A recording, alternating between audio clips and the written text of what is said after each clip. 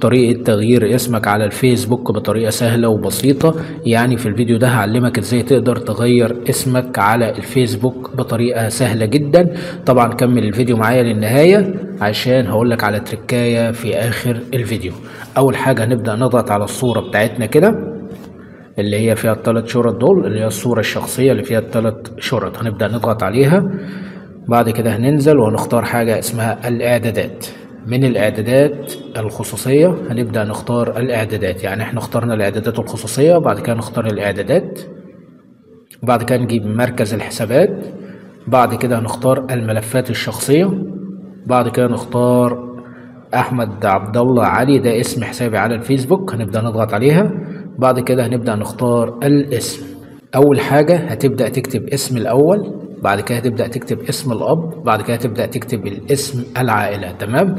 هتلاقي هنا مكتوب حاجة اسمها تغيير ترتيب الاسم، هتلاقي عندك انت مكتوب مراجعة والتغيير، هتبدأ تضغط عليها. بعد كده تجيب لك خانة جديدة وتقول لك حفظ التغيير، هتضغط عليها كده انت حفظت اسمك. تمام.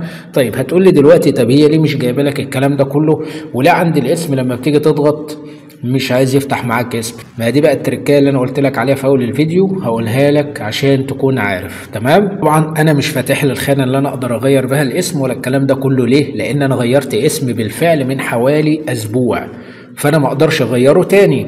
لازم ايه؟ لازم انتظر 60 يوم. اول ما يعدي ال60 يوم هبدأ يفتح لي الاجراء ده تاني وهبدأ اغير اسمي على الفيسبوك. يعني اللي انا عايز اوصله لك، تقدر تغير اسم حسابك على الفيسبوك او اسمك على الفيسبوك كل 60 يوم مرة، كل 60 يوم مرة. لو لاحظت بيقول لك هنا ايه، في حالة تغيير اسمك لا يمكنك تغييره مرة أخرى لمدة 60 يوم، احرص على عدم إضافات أحرف أبجدية.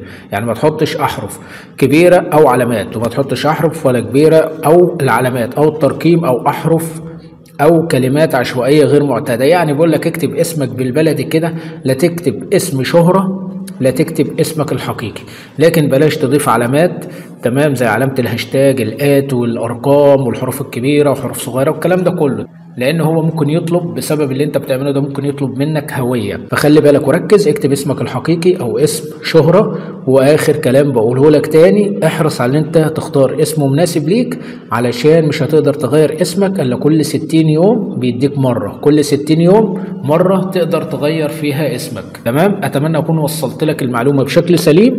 لو لسه ما اشتركتش في القناة ادخل اشترك في القناة وفعل زر الجرس. اشوفك في فيديو جديد. السلام عليكم.